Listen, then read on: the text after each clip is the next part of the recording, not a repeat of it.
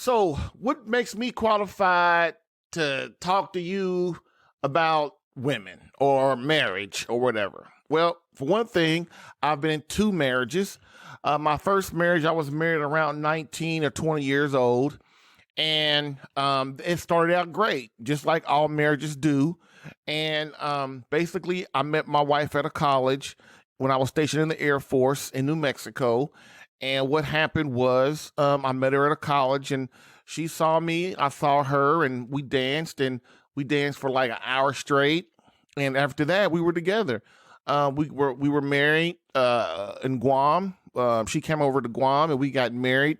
We had two sons, and basically by the time our second kid came, it was all hell breaking loose. But we were ready to leave. I was getting out of the military, so we came on back to the United States, and we moved to my hometown, which that's a mistake. Never ever take your wife away from her sisters and her mother and all that. That was a big, big mistake. But like you said, I'm 20, 22 years old, 24. I don't know anything about marriage. Really, no one ever taught me about marriage.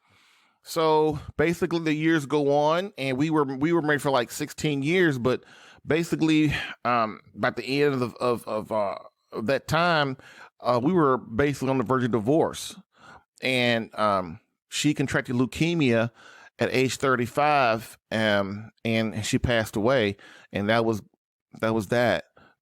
So after that, I got married again to my second wife, and of course, everything starts out great like it always does. And then the same stuff started happening in my first marriage, in my second marriage, that happened in my first marriage.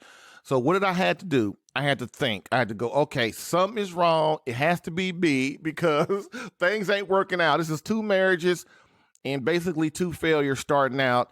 And so what I decided to do was I started to decide how to figure out how to fix that. And so over the years, I've done it. I've gotten my wife back. We're totally happy.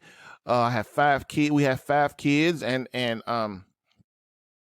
it's just beautiful, man. When you do it right, it's just beautiful, and there's nothing or no one that can replace it. And so that is the story of my 2 marriages.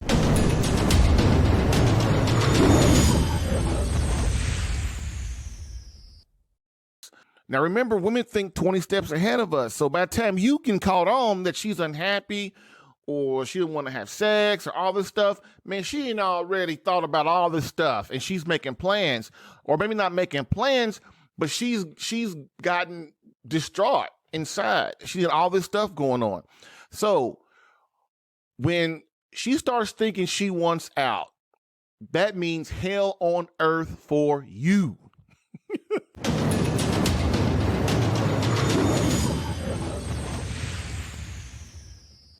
I know I talk about her a lot. The reason I talk about the wife a lot is because she's the heart of your home. She's the one that has the conversations with the kids. She gets in their head. She's the nurturer. They come to her. They only come to us, the men, the husband, the father, when there's drastic problems that they need there comes some big problems. But day-to-day basis, your wife is the one that keeps your home peaceful. And all you have to do as a husband is keep her happy, feeling secure, feeling fulfilled, and basically she will make sure your home is of peace. But most men don't realize that. They want to start blaming her, and she blames you, and then so nobody takes the lead, which is you're the leader, so it's your job to act like the adult.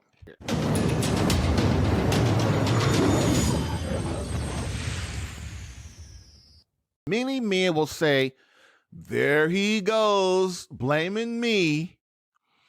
And you know what I say to that is, I want you to ask yourself and take a second and go, ask yourself if there's anything that you could have done to prevent this stuff from happening in the first place. And if you honest, man, you be like, yeah, that's my woman. I know my woman, and I know how she is. And I could have took care of a lot of that stuff. I could have really took care of that, but I didn't. And that's what I had to do to myself, man. I had to admit to myself that, a lot of stuff, man, if I was the man my first wife needed, which I'm not making an excuse. I really didn't know. I thought I did. And that's one of our problems. We think we know everything. We don't know a damn thing. And so my first wife, my second wife, I was doing the same thing. Let's say you're still going, well, yeah, man, I understand you, man, but still, you always, everybody today is always blaming the men. Well, first of all, you're the leader, so the leader is responsible. So I hate to say it, God put you in charge as the leader. Whether you want to man up or I want to man up or anybody wants to man up and not do, not man up and do that, that's on us. But the way the natural order, the way it works, that's the way it works. Men, we're the leader. When things go wrong, God blames us. And I'm sorry, it's not saying it's fair. It is what it is. So let's say you still thinking, okay, Jerry, that's that's messed up. I get tired of everybody blaming us for everything, being for everything. Okay, so is the chaos of divorce better? Is it divorce better? So is her leaving better? All the paperwork in the divorce, the time spent at the lawyer's office, the endless hours of preparing for court, the custody battle over the kids, only getting to see the kids once every other weekend, all the wasted money and resources, losing the house, losing the property, losing your cars, her treating you like a complete stranger, which will hurt like hell because it happened to me. I've been there. You have to get a part-time job to make ends meet to pay for court and the lawyers and all that stuff, pay child support, having now to go to separate churches, because you don't want to be in the same church with her and she don't want to be in the same church with you, everybody looking at you, not being around your friends because, those are her friends too, okay? The kids growing up with split up parents, hoping the kids will be okay, knowing deep down they won't be okay in a divorce. Your kids are never okay. Me and my sister, my parents got divorced when I was like 17 years old. My sister was like 15, and me and my sister ain't never got over that. Never. And we never do and never will. Okay? And lastly, the kids as adults have no examples of a good marriage, and so they quit too just as the parents did. That's it, dude. That's what I'm saying. That's all I'm saying. I'm not saying you right or you wrong. All I'm saying is, man, pay attention to your woman, man. Pay attention, man. Take care of this stuff, dude. Get this stuff before it goes wrong. And if you're here right now, it probably is wrong. It's gone wrong. But hey, I'm gonna get you right. I'm gonna help you out. Okay. So the question is, though, wouldn't it be better? Wouldn't it be so much better, as a matter of fact, to come home to peace, happy, a loving wife who loves, respects, and is completely devoted to you, just like she was when you guys were dating or first married, or even better, just an all-around beautiful marriage and family? Is that what you want? Of course you do. Of course you do.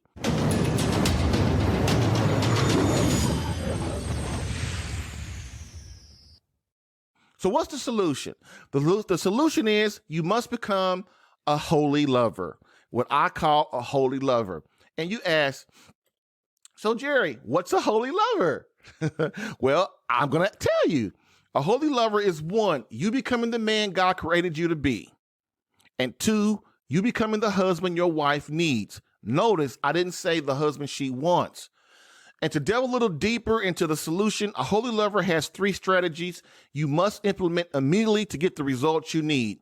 So if your wife has divorced you, or you guys are separated, or she's at the house, or you have problems, she's in the house, but you have a lot of problems, things are chaotic, then you need to be trying to implement these strategies that I'm going to give you. So, strategy 1, I call prayer warfare. Okay. Basically, this will teach you how to pray to protect your family from infiltration by evil forces in your marriage, family, and home. The battle for the lives and souls of your wife and children is not just a physical battle, but more so a spiritual battle. See, that's the problem with men. That's why we work all the time. We think if somebody break in the house and attack my wife, I'm there, boom. I can shoot him, I can hit him with a bat, I can attack him with my fist, whatever. But dude, what about when your kid is at school and your wife is at work and your other kid at the store, whatever? How they getting protected then? You can't protect them physically then. That's why you got to invite the Holy Spirit and God through prayer, suffering, and sacrifice, and offer that prayer and suffering up so that the Holy Spirit knows that you want them to protect you sacrifice for God to protect your children when they're not away. Physically, from your kids on drugs, from your kids getting trouble in school, from your son having babies, your daughter having abortions at 15 years old, and all that kind of stuff. Your wife messing around on you, her mind wandering and wanting to get away from you. God will help you. The Holy Spirit will help you overcome that. Okay. And also you can learn, spiritual warfare is how you must enter that battle daily or face trials in your marriage and home that will cause dissent, unrest, and in many cases, divorce. And also how you as the leader and husband must sacrifice and suffer for your marriage and your wife. Remember, leaders serve. In order you do this in order to increase the grace in your marriage, stopping many of the problems in their tracks that I talked about above. When you are a man of courage, an authentic man, a true man, a man of God, you get grace in your marriage. And when you do these things, man, and you take care, you suffer and sacrifice, and you're praying for your wife and you're praying for your kids and you praying for your marriage, God rewards you with grace, man, because he knows that you're submitting and you're being obedient to him. So then when you ask him for stuff, boom, you get it. Okay. But more importantly, keeping prayer warfare or the spiritual warfare is about keeping the demonic out of your home, out of your marriage, and out of your bedroom. Strategy 2, the art of manliness. Strategy 2, the art of manliness. This area is about you manning up, having courage. How to have courage and defend Christ, your marriage, wife, and children. You as a man, your job is to protect, defend, and serve. Okay, Christ is first, your marriage, your wife, and then your children. You're last. You don't complain. You don't bitch. You don't blame everybody. Okay, you're the man. You're the leader. They all look to you. They all do what you do. Your wife does what you do. Your kids do what you do. This is why you are responsible. This is your duty. It's your duty as a man. This is what the art of manliness is about. Knowing your mission as a man, your mission on this planet. Okay, also, you must understand what the true definition of a man is as deemed by God, not the world. Why you must embrace your role as the head and leader of your family. I just talked about that. Also, how to release yourself and your son, if you have any, from emasculation and effeminacy. Those two things, man, will get you in trouble in your marriage. Okay? Also, how to be a great example of manliness for your wife, for your children, environment, and society as a whole. What suffering and sacrifice truly is as a man. What does it mean to be a man? What does it mean? You know, Christ was the essence of a man. He was authentic, true man. Okay, why? Because he gave his life for the world, for his bride, the church, and that's what he's asking you to do: to die to yourself, which means to give up your wants, your desires, and put all those behind you to serve everybody else. This is why right now your marriage is where it is, where your family is where it is, and you're not complete or happy as a man because you're not dying for anything. You're not giving yourself of nothing. You're not sacrificing or suffering for nothing. So you don't get graces. The world doesn't, the karma, if you want to call that, is not coming to you. The grace of God is not protecting you. Also, how a lack of authentic masculinity ruins a marriage, because a marriage needs the perfection of masculinity and femininity to survive, prosper, and become what the children need for stability. Next, how if you assume your rightful role as the spiritual leader of your home, how this increases your wife's respect, devotion, and will to be a better wife for you. Okay? See, we think, I'm not going to do nothing till she does something. Well, she's your woman. So she's going, well, he ain't doing this. And after a while, she's not going to do nothing.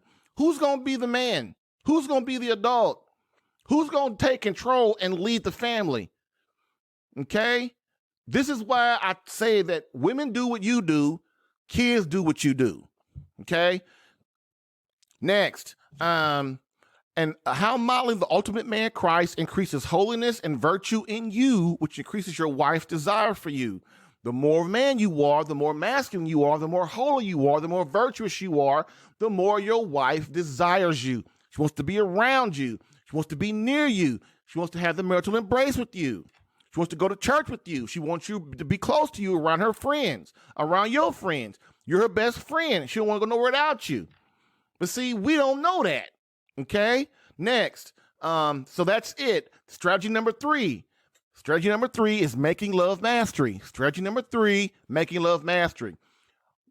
Making love mastery is a little tricky, but it's understanding what the true meaning of sex is, why God created sex, and why you must understand how to become a world-class lover for the benefit of your beloved wife.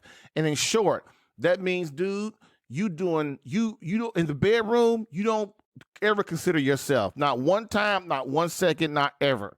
Because you notice when you do, you start, all over the place. You start ejaculating all over the place when you consider yourself.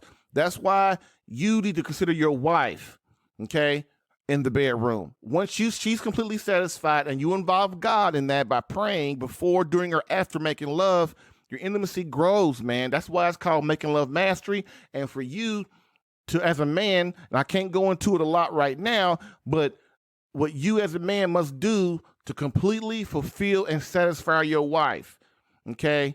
And just to be clear, it's not her only having one orgasm. That is not fulfilling your wife. I'm going to have to move on because time is short. Also, why you must understand, so that's what a world-class lover is becoming, you being the man your wife needs, and one of those things is in the bedroom. Why the marital embrace is meant for marriage only, the difference between intimacy and lust, and why lust is a lie and intimacy is long-lasting and forever.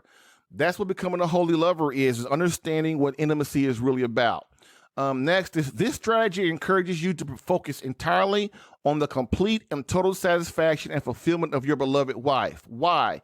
Why you must delay your wants, desires, and needs in lieu of your wife's, and how this leads to a greater union with God. Believe me, man, if you put your wife first all the time and everywhere you're serving, man, you'll get all this beautiful stuff happening in your marriage and in your life. It will. Also, and your wife will start to feel that you love her and you cherish her above all things, which builds a feeling of closeness. That closeness thing just keeps coming up, doesn't it? Why the marital embrace takes 3, God, you, and your wife. This crap about keeping God in my bedroom, dude, that's why you got a 60-70% divorce rate. And it ain't luck. It ain't bad luck. It's the truth. Or if you don't bring God in your bedroom, guess what's going to happen? Eventually, your intimacy will become lukewarm, passionless, and infrequent. Does that sound familiar? Next, how to involve God in your bedroom or risk sexual annihilation. Intimacy outside the bedroom affects intimacy inside the bedroom. You need intimacy outside the bedroom to grow intimacy inside the bedroom.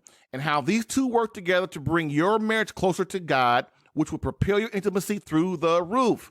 Also, if you understand how intimacy works outside the bedroom, this will perfect your intimacy inside the bedroom, man. I can't say that enough. Oh my God, I can't say that enough.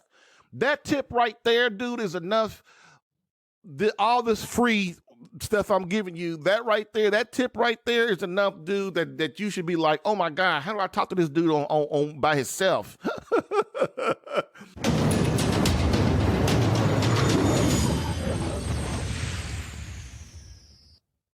So, many husbands ask me once their wife is left, they ask me to help them get her back in the house. I tell them the best way to do that is to do the marriage maintenance it takes to keep her from leaving in the first place. So if your wife is already gone, we can work together to get that done. But if she's still in the house, it's 10 times better, man. It's 10 times better. Okay? Because once she leaves, it's 10 times harder to get her back. And also marriage maintenance is tough because this is a tough challenge because no one's ever taught us how to please our wives, to do the things that it takes to keep her around, and to make her fulfilled and happy. No one's taught us that. And it's not really our fault, but it comes a time we got to stop blaming everybody else and look at ourselves. Okay. Getting blamed and this is like the crust of it right here. Getting blamed for everything wrong in a marriage is no fun. It's not. I was there, dude. Got blamed all the time. I got sick of it. But the thing about it is, no one tells us how women really think, how to keep them happy, how to stop them from trying to control us, or how to fix intimacy problems when they begin. I'm asking you to give me a chance to help. The thing about it is, man, is you have the power to fix this. You have the power within you to get the marriage you need, the wife you deserve, the kids you deserve, the family. You know, you have the power to get back the tenderness, the respect, the devotion, and productive communication. You just need a little guidance on how to do it, and that's what I'm offering you.